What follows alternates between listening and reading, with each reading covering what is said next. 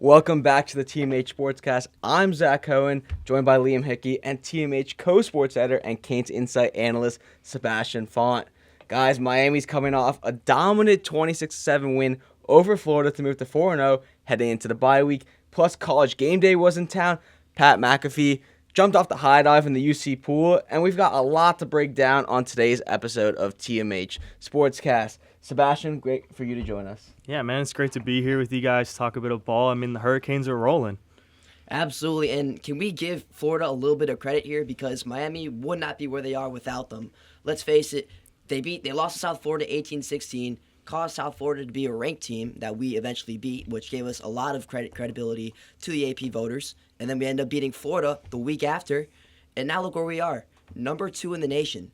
So, I mean, Florida, I know they're our rivals from up north, but I got to give all the credit to them because right now the national spotlight is on Miami, mainly because of them and how badly they've played against some teams that they should have beat. Yeah, and for a lot of the talk being around Billy Napier being on the hot seat, as a Canes fan, I want to say give him a lifetime contract. Please. I mean, he's been absolutely great for our resume this year, got us up to number 2. I'm on the extend Billy hype train.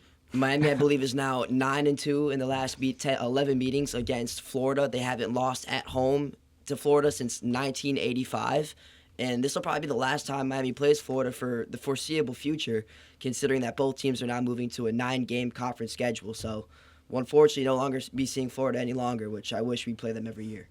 Yeah, for sure. I mean, Mario stressed in his post-game interview that it's a pride thing. We might not see these guys for Lord knows how long. It might be similar to the Notre Dame situation, a bit different circumstances, but we might not play them for a very long time. And to be able to close out with a statement win like that, it really sends a message that Miami is the king of Florida currently. 41-17 at the Swamp, and then 26-7 on home field. I mean, we really, truly own them. Yeah, and shout out to the fans at Hard Rock. I mean, they packed that place. It was an electric atmosphere. You could hear it through the press box. I mean, it was booming there. And now if you kind of turn towards the game, 26-7, and you see what, Miami's defense did, only held Florida to 7 points. Yeah, I think you have to start the defense here. We usually start our show off when we recap games talking about the offense, but it was really the defense that pretty much single-handedly won us this game when it came down to it because the offense had really like a C-minus game, and they were not really plugging and churning towards the second and third quarter, and they were eventually able to pull through at the end there, but it was the defense that held Florida really to only 7 points all game and really propelled us to this win. And let me just run through real quick the play-by-play for Florida's drives because, boy, was it ugly. The defense was indomitable against them.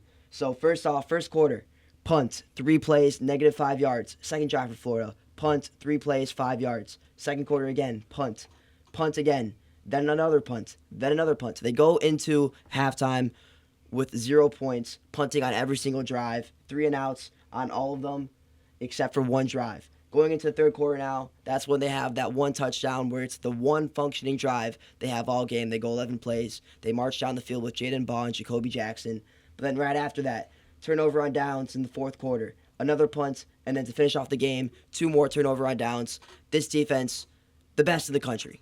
I think it has to be said at this point. This is the best defense in the country because it is the best defensive line in the country. The secondary is close behind, but it's really these guys in the trenches that are carrying Florida to these wins. Yeah, and I think it's a testament to what Corey Heatherman's been able to do as the defensive coordinator in such a short time.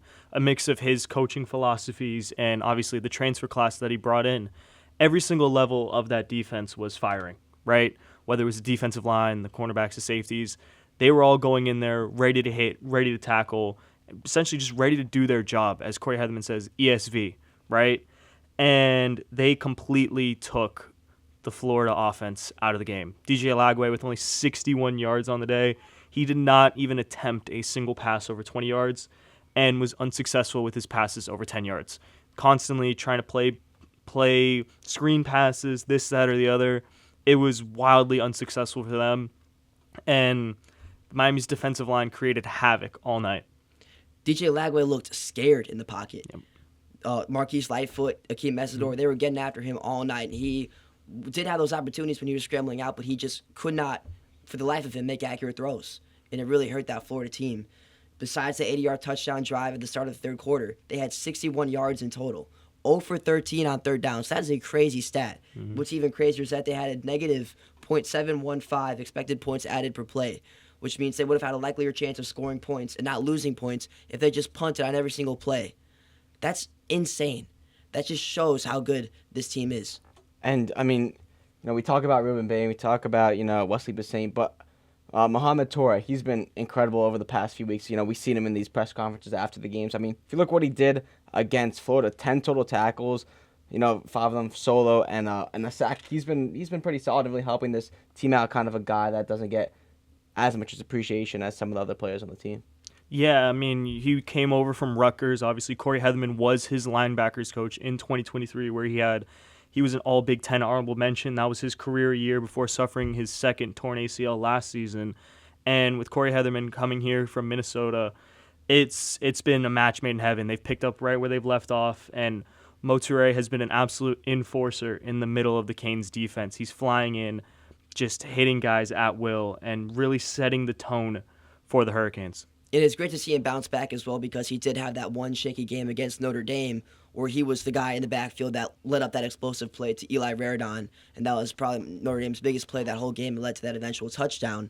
But besides that, he's really shored up his play, and you've seen it now, the evolution already in only 4 games that they've played. Now he's become one of these guys that Heatherman is reliant on at linebacker, especially when Bassane also went down with the ejection. He missed some time.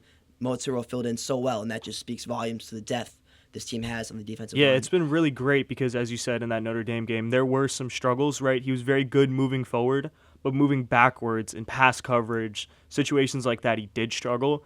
And you've been able to see over the course of the season him getting more comfortable, having confidence with the guys around him, that chemistry. And he's really been able to bring it over the last few games. And speaking of those guys around him, can we talk about Ruben Bain? Because I think it may be time to start having Heisman discussions on Hurricane Bain. I'm gonna look at the camera for this one. Ruben Bain has been not only the best defensive player for Miami, not only the best defensive player in the ACC, not the best defensive player in the country. He has been the best player in the country, period. He's been absolutely dominant for the Hurricanes and just getting to the quarterback at will, 22 pressures in 4 games. And I think that if he keeps this up, he has a real great shot at being a Heisman contender. And, Sebastian, we kind of talk about sometimes about defensive players not getting much love, not getting into that Final Four of the Heisman voting. But do you think that could change with Ruben Bain this year? Yeah, it's very difficult for, obviously, defenders to be in that Heisman conversation. Obviously, Travis Hunter won it as a two-way guy last year, a bit more nuance in that situation. But if Ruben Bain keeps dominating the way that he is, especially when personally I feel that this is a very down year for college football as a whole when it comes to that star, like, obvious Heisman candidate. We thought that Jeremiah Smith was going to run away with it this year. He hasn't really taken that step yet. He might well do that. But at the moment, I mean, Ruben Bain has been flat out the best player in the country. He might need a couple more of those sacks to really get into that conversation fully. Needs to get into that 15 to 20 sack range. When you think of guys, defensive linemen that have been in that conversation, Chase Young, for example, at Ohio State. But when it comes to who can do that, I'd put all my money behind Ruben Bain. Absolutely, and it's definitely also a weaker QB draft class this year, and that could really pave the way for him to move up in those rankings. Sure, like you said, if it was a meritocracy, Ruben Bain would for sure be the number 1 guy right now, but because it's not, and it's an offensive award, it's likely that he probably won't do that unless he accumulates those sacks and those more tangible statistics. But a 93.8 PFF grade, the highest out of any player in that game. And although it may take a while before the AP voters start to take notice and the guys in front of voting for Heisman may take notice, NFL guys and NFL scouts are already starting to put him on their boards. He has skyrocketed in pre-mock drafts. Athlon Sports, in their most recent mock draft just yesterday, ranked him the number 2 player. They projected him going 2nd overall to the Tennessee Titans, and of course going number 3 was Francis Mauigoa. So really, this guy is also appearing on a bunch of watch lists as well. He was named the 2nd time ACC Defensive Lineman Player of the Week. He was the PFF Defensive Player of the Week as well. And he, I believe, by the end of the season, if it's not Heisman, he will still be contending for all the defensive awards out there. The Lombardi, the Bednarik, the Nagurski, the Ted Hendricks Award. I think he should get all of them by the way he's playing right now. And, we talk about Bain a lot, if we look at the Heisman, at the early showings, Carson Beck's also in that kind of top 10 list, but he didn't have, I guess, his best game, you would say, at quarterback. What do you see from Carson Beck's offense, Sebastian? Yeah, I mean, obviously it was a very wet day at Hard Rock. I don't think that if you were there, you kind of understood it. But even so, the field was much wetter than in the stadium. People at home really couldn't tell how wet it was. I know that a lot of the equipment managers were having trouble just keeping the ball in any sort of playing condition, right? And I think you saw that in some of the throws that there wasn't as much accuracy to them. A couple throws behind C.J. Daniels, a couple throws low to the outside. But overall, he did struggle a bit with pressure, right? In the few instances that Florida was able to get beyond the offensive line. And that's something to monitor because that's something that goes back to his last season at Georgia. He did struggle with pressure at times, and that became a thing kind of known about him. But I think overall, especially with how the run game looked, that should instill a bit more confidence in him to not really play so tense at times. There's for sure a silver lining there, like you said. His pressure rate, he was only pressured 12 times in the first 3 games, so he just wasn't used to it, flat out. This O-line, maybe it's too good. Maybe it's detrimental to his development that he's not seeing enough looks of guys coming at him in these first opening games, and that could maybe hurt him during ACC play, but I don't think we'll, as a competition, will probably get lesser on than it has been against Florida and Notre Dame and Florida State. But if you look at the more like granular statistics, yeah, it's not great. It's like a C minus, maybe D game for him, 17 for 30, threw an interception, no touchdowns, 51.4 QBR. But I think the overall, he's 4 for 4. All right, in games. He's a leader of players. He was able to overcome that adversity in the second and third quarter and will his team to that victory later on through a nice check down pass to Shamar Brown that broke open for a late run. It's like a 16-yard run that really was the clincher in this game. And I think Florida fans really have something to be upset about besides E.J. Lagway because Carson Beck could have been their quarterback. He grew up from Jacksonville. He openly admitted he was a Florida Gator fan. He was originally committed to Florida for baseball, actually. Exactly. Yeah. And then Florida just did not want him as their QB, and look where he is now. 3-0 in his career against the Gators, 2-0 at Georgia, and now 1-0 at Miami. And to your point about it being like a C-D type of game for Carson Beck, the score is still 26-7. Arton, before we get into Shamar Brown's touchdown that was taken away, at a minimum it should have been 33-7 and could have been worse, right? Mm-hmm. That was a dominant game that was very ugly for the Florida Gators, and Carson Beck played a C to D game. That should give some confidence to Canes fans that your quarterback, who's essential to the offense, quarterbacks are essential to the offense in football, that he had a bad game by many people say that, many people, the stats show that, right? And we were still able to win in a dominant fashion. Now put him in an A game or a B game, and now look at how much different the scores become. It's looking very good for the Hurricanes. And I mean, Florida did kind of get embarrassed in a way, but you got to look at their defense. They were pretty solid against, the pass, against the rush. I mean, completely different story. Mark Fletcher Jr. and Marty Brown went for 184 yards combined, so that was pretty impressive. Yeah, like you said, too, you also got to keep in mind, this was probably the best defense Miami will face all season. Florida was a top SEC defense. They only conceded 2 touchdowns in their first 3 games prior to Miami. So the fact that Miami was able to hang 26 on them, that should leave you with some positive thoughts coming away with that. And it could have been way more as well with Marty Brown breaking through after that was an early whistle that the ref blew, and I mean that game would have been 20-0. Who knows if that touchdown by Jalen Ball would have happened with the momentum Miami would have had if that touchdown was allowed. Yeah, for sure. I mean, we should probably segue a bit into the offensive line in the run game because that was the story of the game, right? And someone that I really want to shout out before getting into the kind of obvious dominant run that we had, whether it was Mark Fletcher or Shamar Brown, is Markel Bell, right? He had an absolutely great game, essentially took Tyreek Sapp out of the game, didn't see his number too often. He actually had 0 pressures on the night. So to be able to have a guy that's 6'9", just an absolute mountain at tackle, just dominate in that kind of way, it paves the way for your run game to dominate.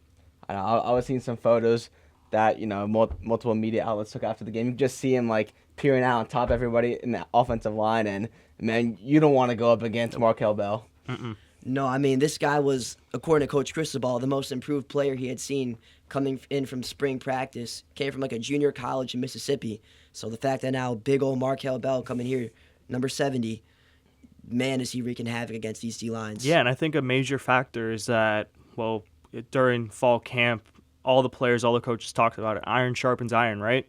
He was sat there going up against Ruben Bain, Akeem Mesidor, talking trash, going at it every single day in practice.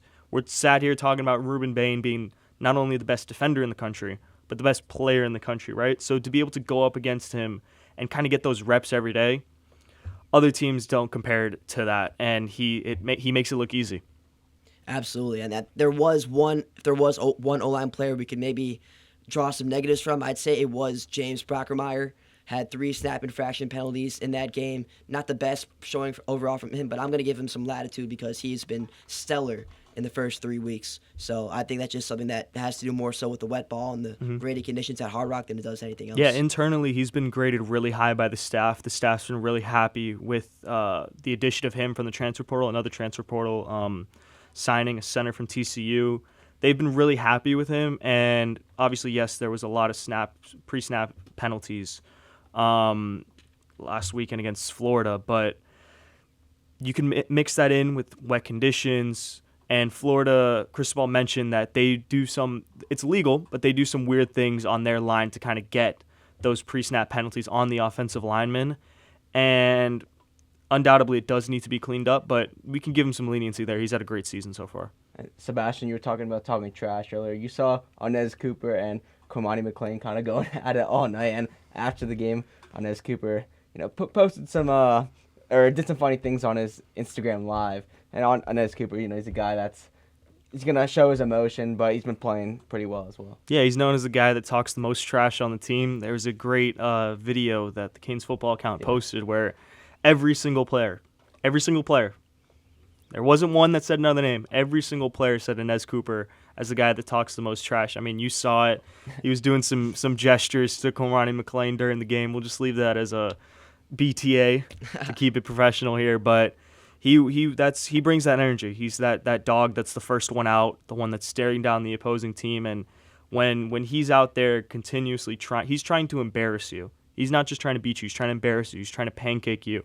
That's the type of mentality that the Hurricanes need if they want to go far this season. Yeah, I feel like these guys on the O-line are just the embodiments of what the Great Wall of Mirrorball, Coach Cristobal, they're trying to build us. These old-fashioned O-line guys, smash mouth football, going for your head. I mean, this is like the grit and grime of Miami football right here, and I love it. I'm here for it. Yeah, I mean, kind of covered really the offense and the defense there, but two guys that haven't played in a minute that, Liam, we talked about last week as well, Jordan Lyle and JoJo Trader. You already have a good running back room, you already have a good wide receiver room, but Jordan Lyle and JoJo Trader are still very good players. How much do you guys think that they could help this team against FSU if they're ready to go?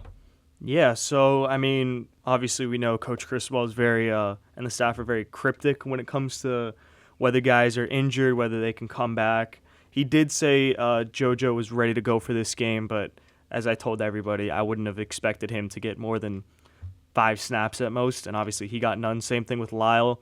I think Lyle is more ready he'll be the first one back in a way, because I think he's a bit healthier. That's just my opinion here.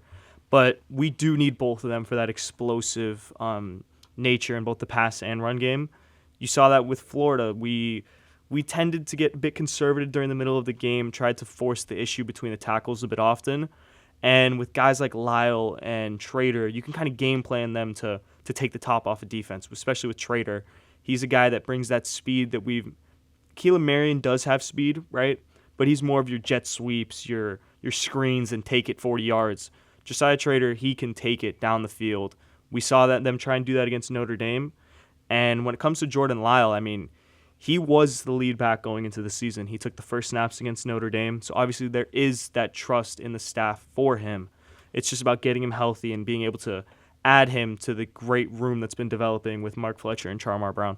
And JoJo Trader was a guy going into the season that ESPN, all the aggregators, they had him as one of the most impactful pieces potentially for this Miami squad. So if he is healthy, he could add so much to the passing game and the ability for Carson Beck to really spread the ball around, because now he would not have 3, but he would have 4 playmakers in Malachi Toney, CJ Daniels, Joshua Moore, the true freshman who has also come onto the scene against South Florida, and then, of course, JoJo Trader. And then, like you said, Jordan Lyle, we saw the flashes against Notre Dame.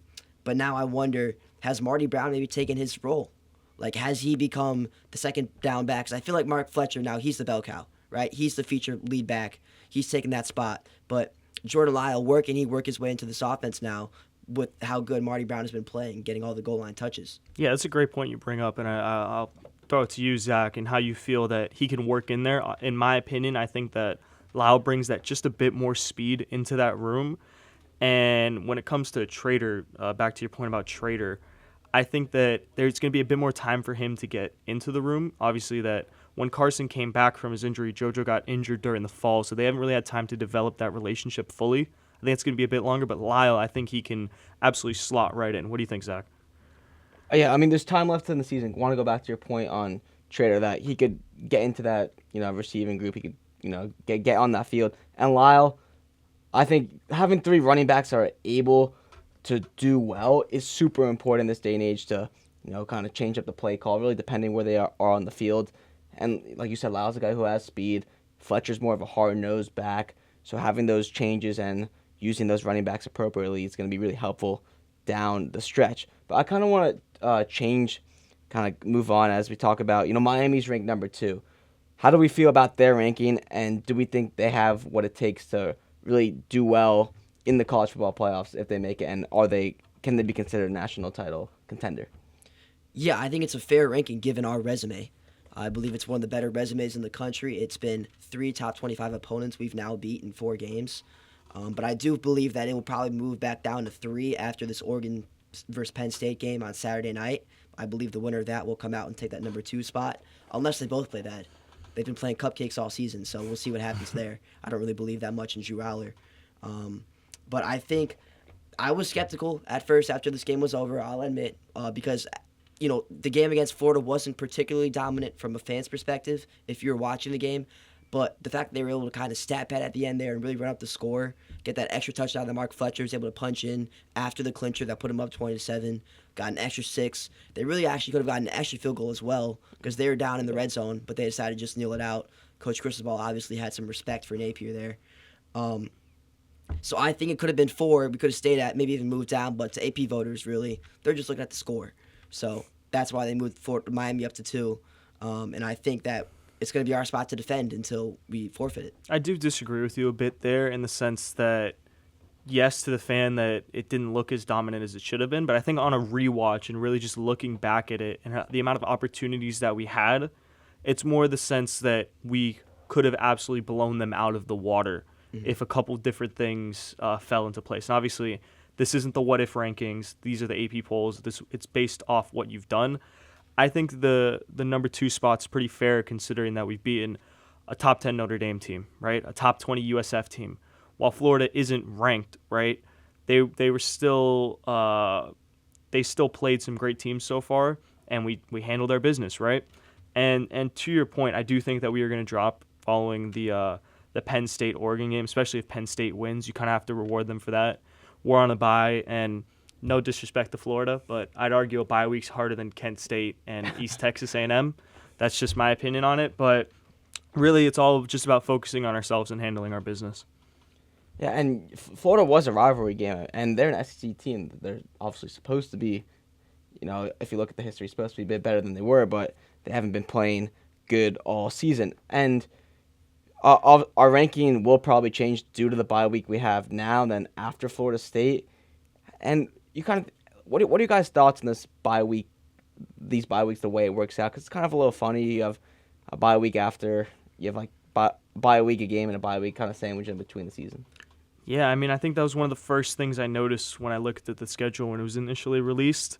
It's a bit weird to have those 2 bye weeks, so early, like almost nearly back-to-back like that, especially when it's not like a travel week or anything. You're staying in the state of Florida, right? That might be something that we circle back to towards the end of the year, kind of looking back at it.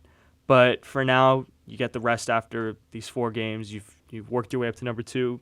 You're there game planning against Florida State. And then after Florida State, you kind of reset, obviously, hopefully. As much as I would love the Seminoles to lose as a rival fan, I do hope they win so that it's a top 5 matchup. College GameDay goes there. It's better for the Canes when it comes to our hopeful quest to being the number 1 team in the nation. But, yeah, it's really just about just resetting after that Florida State game and getting into the ACC schedule. I do believe it is absurd that Miami is only playing one game in the next 20 days. I think that was an error on the fault of the schedule makers. We'll see how Florida or Miami can overcome that. I believe that they will be able to pretty easily. They do have not a great track record when it comes off of bye weeks, but I think that according to Carson Beck, this is a very disciplined team. Heatherman and Cristobal have been instilling these great values. Even Carson Beck said himself in the post-game press conference after Florida, this bye week is something that they're going to be looking at as a work week. They're not thinking that they're going to take the week off. This is something that they're going to be putting their heads down and really getting on the grind, fixing up those mistakes that were made, especially with the flags, the penalties that costed them a little bit against Florida and South Florida. So I believe that they're going to really put their heads down and work, and hopefully it won't really affect them. It won't really be this rest versus rust conversation that you often hear when it comes time to play Florida State. Yes, especially with Miami. Your point's completely valid about really struggling after bye week sometimes. But again, to your point, you mentioned how this is a really experienced team. You have multiple guys from the class of 2019, right? 6-year seniors that are leading this team, guys that are older than some NFL players, right? They're going to keep these guys in check. And even with the freshmen that we have, I mean, Malachi Toney just turned 18 and plays like he's a 7-year NFL vet, right? He's that locked in. He's all about football. And these guys care about the rivalries. They're hopefully going to come out and really want to take it to Florida State. I have a lot of faith in these skill players as well, like you mentioned, Malachi Toney. These guys, sure, they weren't really getting all that involved as pass catchers. Elijah Lofton did have a good game, but it was really the blocking that really impressed me. I mean, Malachi Toney, he was jamming people at the line, getting in people's faces after the whistle was blown. That's something that you love to see, and that tells you a lot about how a team is coached when your skill players are willing to get down there and dirty and really rough up their uniforms. It's great to see, and I think that's a really positive sign going into Florida State. Yeah, Doak should be pretty electric, and in a few weeks, it's going to be a crazy atmosphere there. I know I'm going to be there, so it should be a fun game. But you turn into ACC play, Sebastian. I know you mentioned it. It's not going to be an easy ACC schedule. I mean, NC State's 3-1, Syracuse is that's another team that's 3-1, and Louisville's undefeated. Yes, they may not have had as hard of a schedule as the Hurricanes have, but you can't take yourself off the gas after Florida State, especially with that bye week, like you mentioned, Liam. Hurricanes are historically not as good off the bye week. You got to put your foot on the gas, and that gas doesn't come off until whenever the end of the season is. Yeah, I mean, Louisville's not a gimme. They have one of the best running back tandems in the country, one of the best running backs in the country with Isaac Brown. South Florida guy. Jeff Brom is a great coach that's new, and he's been instilling a lot of energy into that program. You go play Stanford next week, that's more of a gimme, let's be honest, but they'll be in there. There's been leaks, by the way, of them being in new military uniforms for that, so stay tuned on that. But then you go away to SMU, get Kevin Jennings in that gunslinging offense. That's going to be a shootout game. It's a game that it's their homecoming game, and I really kind of liken their team to the way we were last year, especially obviously not the same offensively, but in the sense that they have a good offense, but their defense kind of holds them back at times. Both their last 2 losses, they were leading late in the game, a pretty decent lead, and managed to blow it late. So I think that's going to be a game where you're going to see our offense kind of have to match them on that. Which Carson Beck has shown he's been able to do at times. He can, when he's given a clean pocket, he can really be dynamite. So I think that game, I don't want to chalk it up to a win, but I'm feeling encouraged about that. Just like with all these ACC matchups, you play Syracuse next at home. That's our homecoming game.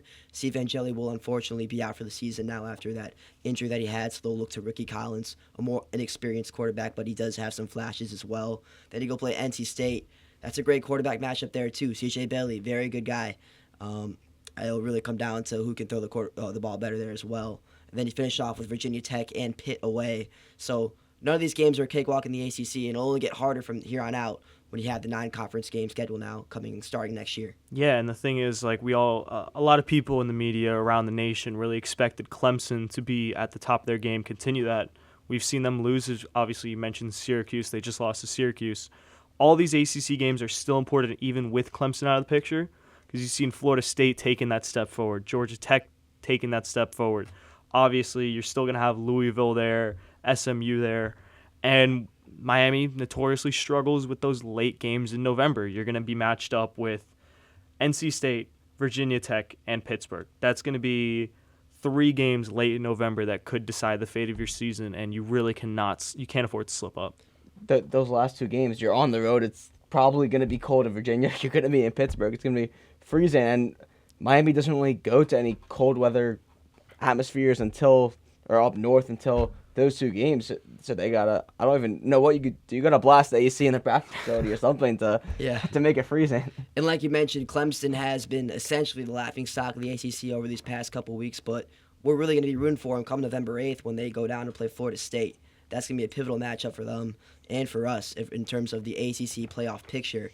And if you think about it, if Florida State wins that game in November 8th, which they're more likely going to do than not, it's down to 3 teams right now, right? It's Florida State, Georgia Tech, and Miami. So Miami really does need to win this game against Florida State, because if they don't and Florida State wins, Georgia Tech has a very, very easy schedule.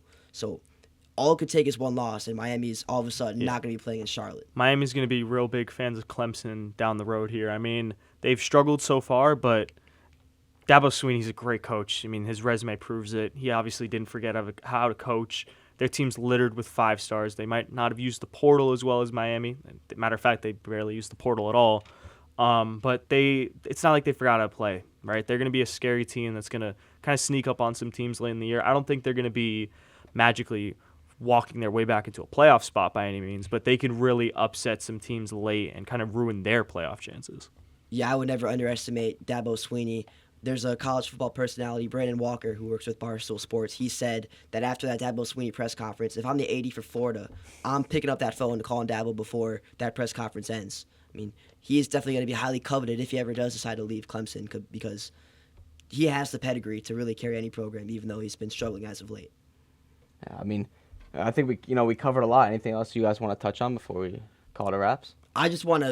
I missed out on saying a stat earlier that I just want to stress, just to really hammer home how good this defensive line is, because in a year where there hasn't really been any historically good play from the quarterbacks or on the offensive side, no one really eye-opening, the historic level unit is this Miami defensive line in college football 25. They allowed a 2.3 pass block grade by Florida, the worst grade in Pro Football Focus history. And that's against dogs like Jake Slaughter, Austin Barber on this offensive line. They were the 16th ranked best offensive line, I believe 3rd in pass blocking in the country going into this game. 2.3 grade out of 100. Okay, that is complete game wrecking from that unit. It really speaks to the depth that Miami's kind of building on the defensive line. I mean, I don't think that it's perfectly there yet. I don't think you're really up right there, to be honest, with some of the guys from the SEC when it comes to depth. When it comes to talent, I think Miami's actually really right up there, Ruben Bay and Akeem Mesidor. But you're starting to see guys make contributions. I mean, in the first game against Notre Dame, I really liked what I saw from Marquise Lightfoot, especially with his speed rush to kind of yin-yang Ruben Bain's power on the whether Ruben Bain gets moved to the inside or is on the opposite side. And he's been continuously used on passing, like obvious passing plays, 3rd down, 4th down plays, and really just flying after the quarterback. Guys like him, David Blay in the interior has been great. There's a lot of guys that are really developing for Miami, and there's some guys that haven't even really been that used yet, right? Guy like Donta Simpson, a preseason All-American by On3. You get a guy like that to start like building up, you're looking at one of the best O-line rooms and D-line rooms in the country. Yeah, a lot of competition between these guys. Marquise Lightfoot had a very limited snap count against Florida, but he still managed to register a sack, so he's definitely been very potent for this team as well. Another guy in the secondary, Jacoby Thomas. He's been all over the place because he's been a great guy in the secondary, but also he's been making tackles up the field at the line of scrimmage. That Ray Lewis celebration that he had, that was electric, and that really got the crowd going against Florida Saturday night. Yeah, speaking of the secondary, I think just to kind of close out here, I want to shout out who I think is the most underrated player on the team so far. Zach, you could say who you think, and Liam as well. I got to give a special shout out to Keontae Scott, right? He's been playing from the nickel, playing nearly every snap so far, and has just been an absolute veteran and difference maker in that room. It might not be all the tangible stats, but when you watch the game and you know the game, you see the difference that he makes, whether it's a nickel blitz or just absolutely destroying guys as soon as they catch the ball. He's been just that physical, gritty veteran in that nickel spot and has really been part of why the defense as a whole has changed, why the secondary has looked so much better. And going down the road here, he could end up being just recognized as one of the top players in the ACC in the secondary. for my guy, until ESPN, CBS, and On3 start saying his name right, I'm going to go with Marty Brown. Because I think he's still under the radar, even though he had this insane game, 18 carries, 80 yards, 2 touchdowns. People are still calling him Shamar. Let's drop it, all right? He's Marty Brown. That's what he wants to go by, and he is dynamic for this Miami offense. The single reason why they beat Florida, in my opinion, or one of them at least, he carried them down with that last drive to make it 20-7, and I think he's going to continue making and paying dividends for this Miami offense going forward, especially if Jordan Lyle continues to see time on the bench and get worked into the team. I'm going to go with the guy I said earlier. Mo Torre has been playing great the past 2 weeks. Guy I didn't really know much about before the season. It didn't really pop up on the roster, but he's been playing great over the past few weeks, and I think he's going to continue to really help that Miami defense. Sebastian, I want to thank you for coming on the show this afternoon. Liam, as always, doing it for our 3rd week, and Miami's 4-0 in the season. They're going to take a bit of a break. They're still going to work hard, like we mentioned, throughout the week and get ready for a big FSU game. Sebastian, thank you, and yeah, it's been a great show. We'll see you guys back soon for another episode.